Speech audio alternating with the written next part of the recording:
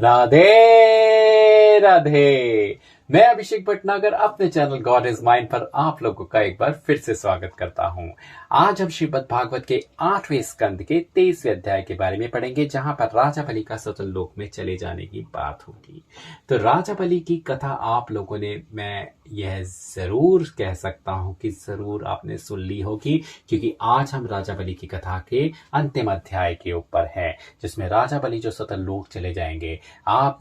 मैं जरूर आशा करता हूं कि किस तरीके से राजा बलि, जो कि एक राक्षस थे और उसके बावजूद उनको भगवान ने अवतार लेकर, वामन अवतार धरकर, किस तरीके से उनसे भगवान ने 3 पग पृथ्वी का दान मांगा। 3 पग पृथ्वी का दान देने के नाम पर भगवान ने फिर उनको एक प्रताड़ना भी दी, क्योंकि वो 2 पग पृथ्वी में तो सब कुछ नाप लिया था, परंतु अंत में जाकर भगवान ने, जो कि अपने भक्त पर हमेशा से दयालु होते आए हैं, 3 पग पृथ्वी के नाम पे, तीसरे पग पृथ्वी के नाम पे उनके शरीर को नाप लिया, जो कि उन्होंने प्रार्थना करी थी। और उसके बाद भगवान ने उनको सुतल लोक दिया, और सुतल लोक में भगवान उनके पहरेदार बनकर भी रहते हैं।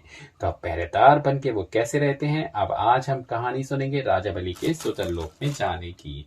इससे राजा बलि की और वामन भगवान के अवतार की कथा आज यहाँ पर समाप्त हो जाएगी। और एक बात मैं और आपको बताना चाहता हूँ, कल हम पढ़ेंगे मत्स्य अवतार की कथा, और उसके बाद हमारा 8वां स्कंद भी समाप्त हो जाएगा और हम अग्रसर हो जाएंगे 9वें स्कंद की तरफ। और 9वें स्कंद के बाद फिर आने वाला है 10वां स्कंद, जो कि मेरे कृष्ण मुरारी, मेरे मुरली मनोहर की कहानी, उनकी जीवन लीला के बारे में है।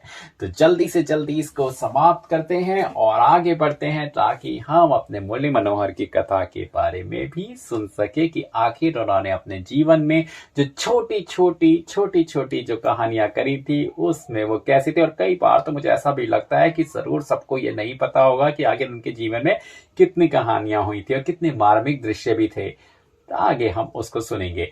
आप करते हैं आज के अध्याय की शुरुआत। सुखदेव जी बोले, हे परीक्षित, वामन जी का यह वचन सुनते ही राजा बलि बंधन से छुट्टी पाकर अति हर्षित हुए और वामन भगवान से हाथ जोड़कर बोले, महाराज, आप जो आज्ञा दें उसी पर मैं प्रसन्न हूँ।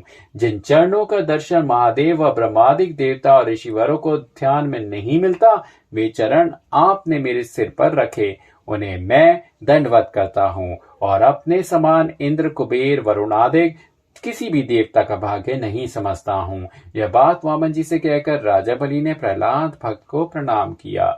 जब प्रहलाद भक्त ने आंखों में आंसू भरकर अपने पोते राजा बलि को गले लगा लिया और उनके ज्ञान की पढ़ाई की, फिर उन्होंने हाथ जोड़कर वामन जी से कहा कि हे वैकुंठनाथ भगवान, राजा बलि का बड़ा भाग्य है। राजा बलि के ऊपर आपने जैसी दया की, वैसी कृपा ब्रह्मा महादेव भगवान पर भी नहीं करते, क्योंकि उनसे कभी कोई वस्तु नहीं मांगी। आपके चरण कमल को, जिसका ध्यान ब्रह्मादिक देवता और बड़े बड़े ऋषिवर आठों पैर हृदय में रखते हैं, राजा बलि ने अपने हाथ से धोकर चरणामृत लिया। नहीं तो हम दैत्यों का, जो मांस खाने व मद पीने वाले अधर्मी हैं, ऐसा भाग्य कहाँ उदय हो सकता है। इससे मैंने जाना कि आप नीच जाति का विचार ना करके केवल अपने भक्तों की कामना पूर्ण करते हैं। जिस तरह कल्प वृक्ष सबको इच्छा पूर्वक फल देता है, उसी तरह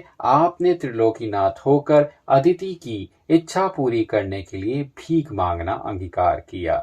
दूसरा कौन ऐसा दीन दयालु होगा। यह स्तुति सुनकर वामन जी बोले, हे प्रहलाद, हमने बलि को सुतल लोक का राज्य दिया, जो तुम भी वहां जाकर उसके पास रहो, और मैं राजा बलि के द्वार पर गदा लिए 8 पहर बना रहूंगा। हमारा मुखारविंद देखने व तुम्हारे सत्संग से उसको कुछ नहीं मालूम होगा कि इतने दिन कहाँ पर बीत गए। अब तक तुम हमारा ध्यान दर्शन में पाया करते थे, आज से मेरी व तुम्हारी भेंट नित्य सम्मुख हुआ करेगी।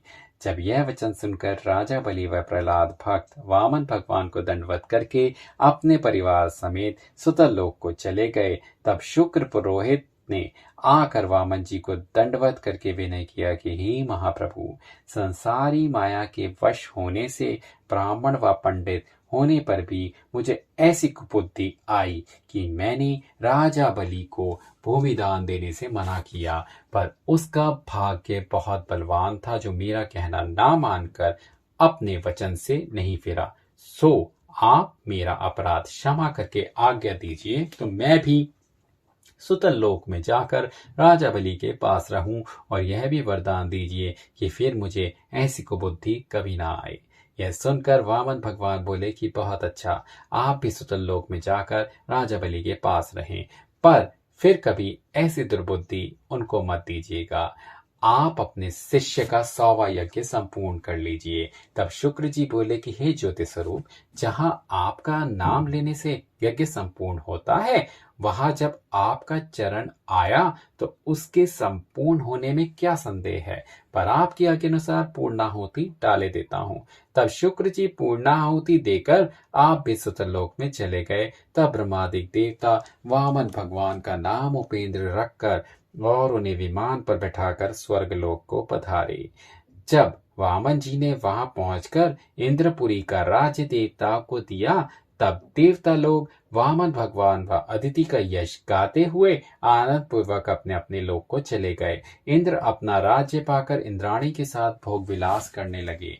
वामन भगवान जी वैकुंठ को पधारे। इतनी कथा सुनाकर सुखदेव जी बोले, हे राजन, तुमने जो वामन अवतार की कथा हमसे पूछी थी उसे हमने वर्णन किया। जो कोई सच्चे मन से इस कथा को कहेगा व सुनेगा, उसे मुक्ति पदवी मिलेगी। तो यहाँ पे समाप्त होती है हमारी आज की कथा। अब क्योंकि अगली कथा मत्स्य अवतार के बारे में है, तो मैं ये नहीं चाहूंगा कि मैं उस कथा को आज आरंभ करूं और उसको बीच में ही छोड़ दूं। उसको हम कल आरंभ करेंगे और पूरे मत्स्य अवतार की कथा आपको कल ही सुनाएंगे। तो आज की कथा से मैं यह आपसे पूछना चाहूंगा कि निष्कर्ष क्या निकला। निष्कर्ष तो मैं रोज ही बताता हूं, परंतु मुझे ऐसा लगता है कि अब कुछ तो मुझे भी पूछना चाहिए, क्योंकि मैं भी यह जानना चाहता हूं कि आखिर सबको यह समझ में आता है या नहीं आता, या सब इस कथा को ध्यान से सुन रहे हैं या नहीं सुन रहे। तो आज का प्रश्न आप लोगों के ऊपर है। मुझे कमेंट बॉक्स में जरूर लिख करके ये बताएं कि आज की कथा से निष्कर्ष आपने क्या पाया, क्योंकि हर कथा से कुछ ना कुछ निष्कर्ष तो जरूर ही आता है। और अब तो मैं भी यह जानना चाहता हूं कि आप लोग इस कथा को कितना मन से सुन रहे हैं और कितना जान रहे हैं, क्योंकि निष्कर्ष तो इसमें है ही।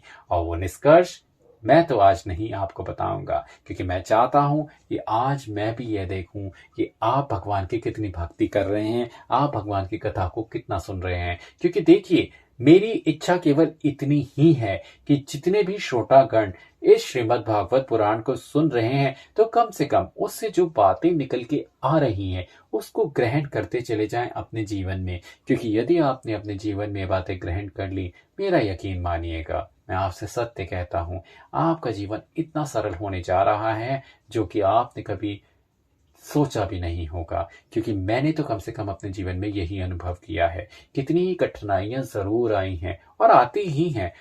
ऐसा कभी नहीं होता कि किसी की जिंदगी या किसी का भी जीवन कठिनाइयों से भरा हुआ ना हो, परंतु कठिनाइयां आती हैं, वह हर बार एक बात सिखा जाती हैं। पता है वो क्या होती है?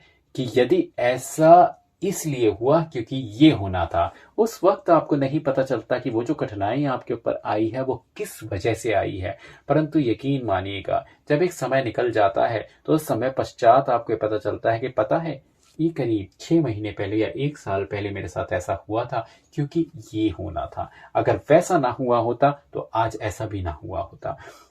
ये सर्व कर्म विपाक भगवान ने आपकी पोथी में लिख के भेज दिया है, और भगवान बस यही चाहते हैं कि आप केवल उनकी कथा व पुराण सुनते चले जाएं और अपने जीवन को जरूर जीते चले जाएं। क्योंकि जीवन जीना तो भगवान ने यही बोला है कि अपने कर्म तो आप करते चले ही जाएं। जिस तरह मैंने आपको बताया था कि जिंदगी में एक लक्ष्य जरूर बना के चलें। अपना लक्ष्य यदि आप बना के चलेंगे तो एक दिन आप उसे पा ही जरूर लेंगे। तो वह आप कैसे पाएंगे? केवल भगवान का ध्यान रखिए और अपने लक्ष्य की तरफ ध्यान रखिए। 2 आंखों के बारे में जो मैंने आपको कथा बताई थी, वह तो आपको याद होगा ही होगा कि एक आंख से केवल आपको अपने लक्ष्य को निर्धारित रखना है और दूसरी आंख से आपको यह ध्यान रखना है कि आपको दान किस तरीके से करना है, दूसरों की भलाई के बारे में किस तरीके से सोचना है। तो मैं मानता हूं आप इस बातों को ध्यान रखेंगे और कल आप मेरे को कमेंट बॉक्स में जरूर लिख के बताएंगे कि आपने आज की कथा से क्या सीखा। और फिर उसके बाद में हम आरंभ करेंगे मत्स्य अवतार की कथा। तो चलिए करते हैं आज के दिन की शुरुआत एक बार फिर राधे राधे के नाम के साथ।